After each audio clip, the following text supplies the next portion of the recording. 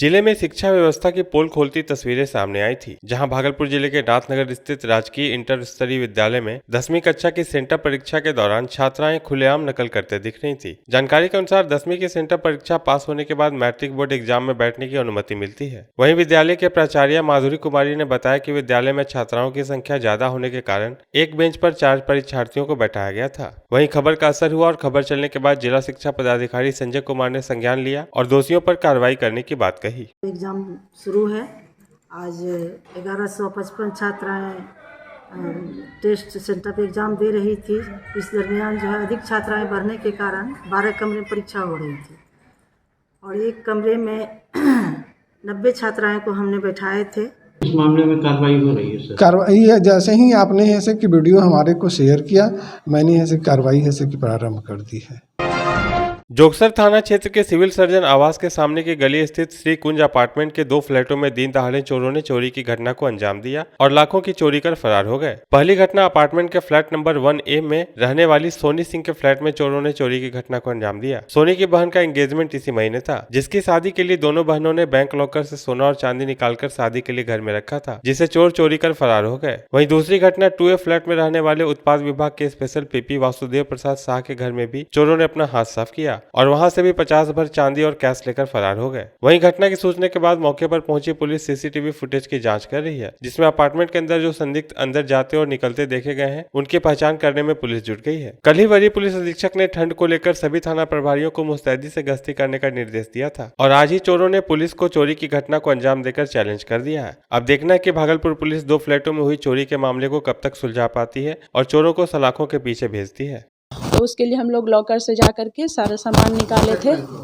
State bank के locker से सारा सामान हम अपना अलग और मेरी बहन का अलग था, तो दोनों मिला करके लगभग 400-500 ग्राम का सोना चांदी दोनों मिला करके होगा हमारे घर में। और सब हम एंगेजमेंट के पर्पज़ से ही निकाले थे। और अभी 11 तारीख को हम लोग अपने अपने जगह गए, क्योंकि हम भी जॉब करते हैं, मेरी दोनों बहन भी जॉब करती है, तो वो लोग कलकत्ता गई है और हम गिरिडीह में। कांग्रेस विधायक दल के नेता अजीत शर्मा के ऊपर 2010 में चुनाव के दौरान तिलका मांझी में आचार संहिता उल्लंघन का मामला दर्ज किया गया था। इस मामले को लेकर विधायक आज कोर्ट में पेश हुए, जहां उन्हें जज के द्वारा बरी कर दिया गया। विधायक ने कहा कि इसके लिए वह कोर्ट का आभार प्रकट करते हैं। वहीं उन्होंने कहा कि चुनाव के दौरान विपक्षी पार्टियों और अधिकारियों के द्वारा परेशान करने के लिए इस तरह के मामले दर्ज किए जाते हैं और राजनेताओं को परेशान किया जाता है। 2010 में जब मैं चुनाव लड़ रहा था, आचार संहिता का केस था। अब कोई कहाँ बैनर लगा दिया क्या लगा उसमें, लेकिन आज जो बहस हुआ जजमेंट था और उसमें हम रिहा कर दिए गए कि आप बेकसूर हैं।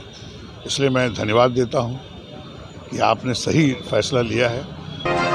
जनसंख्या समाधान फाउंडेशन के द्वारा जनसंख्या नियंत्रण कानून लागू करने को लेकर 27 नवंबर को दिल्ली के जंतर मंतर में महारैली का आयोजन किया गया है, जिसको लेकर बैठक का आयोजन किया गया। बैठक में जनसंख्या समाधान फाउंडेशन के राष्ट्रीय महासचिव कृष्ण मुरारी ने कार्यकर्ताओं से आह्वान किया कि ज्यादा से ज्यादा संख्या में लोग महारैली में पहुंचे और देश में जनसंख्या कानून जल्द से जल्द लागू करवा सके। इसको लेकर आवाज उठाएं, जिससे देश में जनसंख्या वृद्धि पर रोक लगाई जा सके। उनका कहना था कि जनसंख्या के कारण ही कई समस्याएं हैं और इन सब का निदान जनसंख्या कानून बन जाने के बाद देश में उत्पन्न हो रही समस्याओं का समाधान हो सकता है। एक बहुत बड़ा राष्ट्रभक्तों की भीड़ जमा कर रहा है। वह राष्ट्रभक्तों की भीड़ ऐसी होगी जो अपने पैसे से, अपने खर्चे से, अपने खाने के पैसे से, अपने रहने के पैसे से वह भीड़ जमा होगा। भारत के इतिहास में ऐसा पहली बार होने जा रहा है।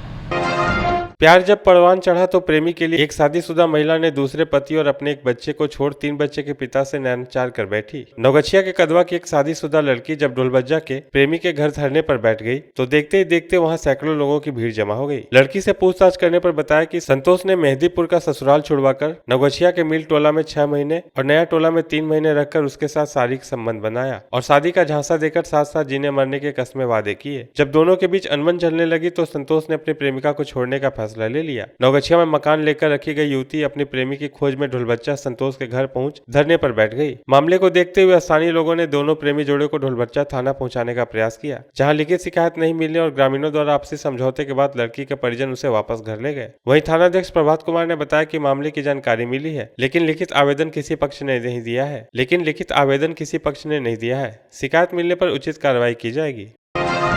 विश्व कल्याण महाविद्यानुष्ठान ट्रस्ट के द्वारा एक बैठक का आयोजन किया गया, जिसमें 5 जिलों के जिला अधिकारी को नियुक्त किया गया। वहीं भागलपुर से अमर कुमार सिंह को जिला अध्यक्ष नियुक्त किया गया और भागलपुर के सुबोध कुमार को प्रदेश महासचिव के रूप में नियुक्त किया गया। विश्व कल्याण महाविद्यानुष्ठान एक धार्मिक ट्रस्ट है जो पिछड़े लोगों के उत्थान के लिए लगातार बिहार में प्रयासरत है। कई लोगों को मदद भी पहुंचाई गई है। बैठक में ट्रस्ट के द्वारा पिछले साल किए गए कार्यों की समीक्षा की गई। कार्यक्रम के दौरान भागलपुर, मुंगेर, बांका, जमुई और कई जिलों के जिलाध्यक्ष को नियुक्ति पत्र भी दिया गया। जो विश्व कल्याण महाविद्यानुष्ठान ट्रस्ट का बैठक आज आहूत किया गया है, वो प्रदेश महासचिव के मनोनयन के लिए किया गया है और इस पद पर श्री सुबोध कुमार जी, जो कि SRN ग्रुप के चेयरपर्सन हैं, उनको प्रदेश महासचिव के रूप में मनोनीत किया जा रहा है।